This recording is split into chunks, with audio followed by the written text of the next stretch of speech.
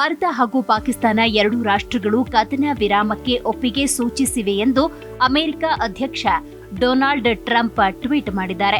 ಇದಾದ ನಂತರ ವಿದೇಶಾಂಗ ಇಲಾಖೆ ಕಾರ್ಯದರ್ಶಿ ವಿಕ್ರಮ್ ಮಿಶ್ರಿ ಕದನ ವಿರಾಮದ ಬಗ್ಗೆ ಸ್ಪಷ್ಟನೆ ನೀಡಿದ್ರು. ಶನಿವಾರ ಸಂಜೆ 5 ಗಂಟೆಯಿಂದಲೇ ಈ ನಿಯಮ ಜಾರಿ ಅಂತ ಹೇಳಿದ್ರು. ಹೌದು, ಪಾಕಿಸ್ತಾನ ಹಾಗೂ ಭಾರತದ ನಡುವೆ ಘರ್ಷಣೆ ತೀವ್ರವಾಗಿತ್ತು.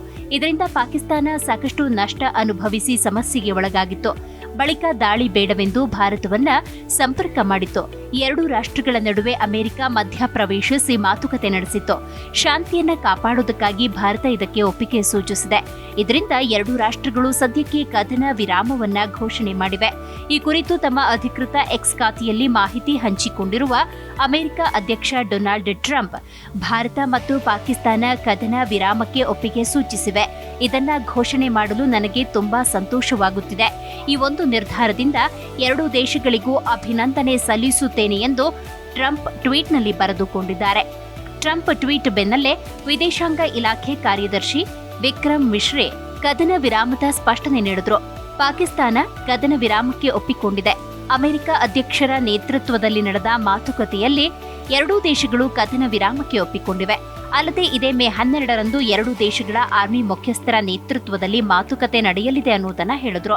ಇದಾದ ಬಳಿಕ ಸೇನಾ ಅಧಿಕಾರಿಗಳಾದ wing commander Vyomika Singh, colonel Sofiya Qureshi ಮಾತನಾಡಿ, ಪಾಕಿಸ್ತಾನ ಸುಳ್ಳು ಆರೋಪ ಮಾಡ್ತಾ ಇದೆ.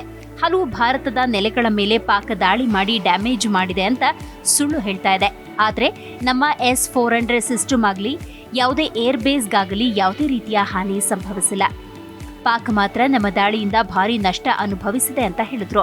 ಅಲ್ಲದೆ ನಮ್ಮ ದೇಶದ ಸುರಕ್ಷತೆಗಾಗಿ ನಾವು ಯಾವಾಗಲೂ ಸಿದ್ಧ ಅಂತ ಪಾಕ್ಗೆ ಖಡಕ್ ಎಚ್ಚರಿಕೆ ಕೊಟ್ಟಿದ್ದಾರೆ. ಇದೆಲ್ಲದರ ನಡುವೆ ಪ್ರಧಾನಿ ನರೇಂದ್ರ ಮೋದಿ ಸಾಲು ಸಾಲು ಸಭೆ ನಡೆಸಿದ್ದಾರೆ. 3 ಸೇನಾ ಮುಖ್ಯಸ್ಥರು, ಭದ್ರತಾ ಸಲಹೆಗಾರ ಅಜಿತ್ ದೋವಲ್ ಸೇರಿದಂತೆ ಹಲವರು ಸಭೆಯಲ್ಲಿ ಭಾಗಿಯಾಗಿದ್ರು. ಈ ಸಭೆಯಲ್ಲಿ ಮಹತ್ವದ ನಿರ್ಧಾರವೊಂದನ್ನ ಕೈಗೊಳ್ಳಲಾಗಿದೆ. ಇನ್ನು ಮುಂದೆ ಭಯೋತ್ಪಾದನೆ ಚಟುವಟಿಕೆಗಳನ್ನ ಯುದ್ಧವೆಂದು ಪರಿಗಣಿಸಲಾಗುತ್ತೆ ಎಂದು ಕೇಂದ್ರ ಸರ್ಕಾರ ಹೇಳಿದೆ. ಭಾರತವು ಭವಿಷ್ಯದ ಯಾವುದೇ ಭಯೋತ್ಪಾದಕ ದಾಳಿಗಳನ್ನ ಯುದ್ಧದ ಕೃತ್ಯವೆಂದು ಪರಿಗಣಿಸುತ್ತೆ. ಅಲ್ಲದೆ ಈ ಕೃತ್ಯಗಳಿಗೆ ತಕ್ಕಂತೆ ಭಾರತ ಪ್ರತಿಕ್ರಿಯಿಸುತ್ತೆ. ಕಾಶ್ಮೀರದ ಪಹಲ್ಗಾಮ್ ಉಗ್ರರು 26 ಜನರ ಜೀವ ತೆಗೆದು ಅಟ್ಟಹಾಸ ಮೆರೆದಿದ್ರು. ಇದಕ್ಕೆ ಭಾರತ ಸೇರಿದಂತೆ ಇಡೀ ವಿಶ್ವವೇ ಭಾರಿ ವಿರೋಧ ವ್ಯಕ್ತಪಡಿಸಿತ್ತು.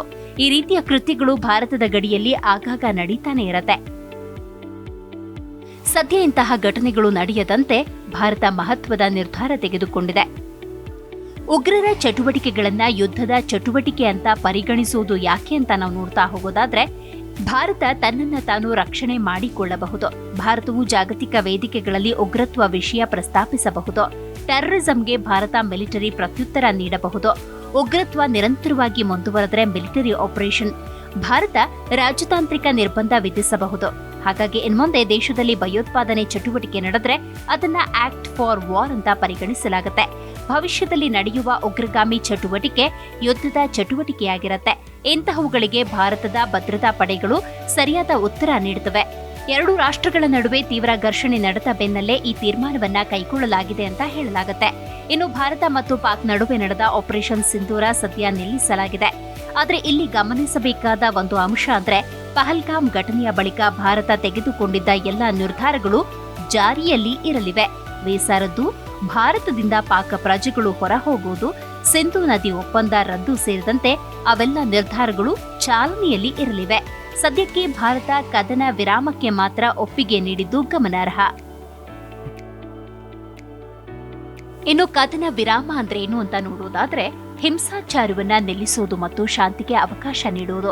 ಇದು ಸಾಮಾನ್ಯವಾಗಿ ಸಂಘರ್ಷದಲ್ಲಿರುವ ದೇಶಗಳು ಅಥವಾ ಗುಂಪುಗಳ ನಡುವಿನ ಪರಸ್ಪರ ಒಪ್ಪಂದವಾಗಿದ್ದು, ನಿರ್ದಿಷ್ಟ ಪ್ರದೇಶದಲ್ಲಿ ನಿರ್ದಿಷ್ಟ ಅವಧಿಗೆ ಮಿಲಿಟರಿ ಕ್ರಮಗಳನ್ನು ವಿರಾಮಗೊಳಿಸುವುದು ಅಥವಾ ಕೊನೆಗೊಳಿಸುವುದಾಗಿದೆ. ಕೆಲವು ಸಂದರ್ಭಗಳಲ್ಲಿ ಇದನ್ನ ಒಂದು ಕಡೆ ಮಾತ್ರ ಘೋಷಿಸಲಾಗುತ್ತೆ. ಕದನ ವಿರಾಮವು ಶಾಂತಿ ಒಪ್ಪಂದವಲ್ಲ, ಆದರೆ ಅದು ಶಾಂತಿ ಸ್ಥಾಪನೆಯ ದಿಕ್ಕಿನಲ್ಲಿ ಒಂದು ಹೆಜ್ಜೆ. ಪರಿಸ್ಥಿತಿಯನ್ನ ಅವಲಂಬಿಸಿ ಇದು ಕೆಲವು ಗಂಟೆಗಳು, ದಿನಗಳು ಅಥವಾ ಅದಕ್ಕಿಂತ ಹೆಚ್ಚು ಕಾಲ ಉಳಿಯಬಹುದು. ಉದ್ವಿಗ್ನತೆಯನ್ನ ಕಡಿಮೆ ಮಾಡುವುದು, ನಾಗರಿಕರನ್ನ ರಕ್ಷಿಸುವುದು ಮತ್ತು ಸಂವಾದಕ್ಕೆ ಬಾಗಿಲು ತೆರೆಯುವುದು ಇದರ ಉದ್ದೇಶ. ಮೇ 12ನೇ ತಾರೀಕಿನಂದು ನಡೆಯುವಂತಹ ಮಾತುಕತೆಯ ನಂತರದ ಸಂದರ್ಭದಲ್ಲಿ ಈ ಕದನ ವಿರಾಮಕ್ಕೆ ಸ್ಪಷ್ಟ ಅರ್ಥ ಸಿಗಲಿದೆ. ಹೌದು, ಮೇ 12ರಂದು ಮಧ್ಯಾಹ್ನ 12 ಗಂಟೆಗೆ ಉಭಯ ದೇಶಗಳ ಡಿಜಿಎಂಒಗಳು ಮಾತುಕತೆ ನಡೆಸಲಿದ್ದಾರೆ. ಆ ನಂತರದ ಸಂದರ್ಭದಲ್ಲಿ ಈ ಕದನ ವಿರಾಮದ ಸಂಬಂಧ ಯಾವ ನಿರ್ಧಾರಕ್ಕೆ ಭಾರತ ಮತ್ತು ಪಾಕಿಸ್ತಾನ ಬರಲಿದೆ ಅನ್ನೋದು ಸದ್ಯದ ಕುತೂಹಲ.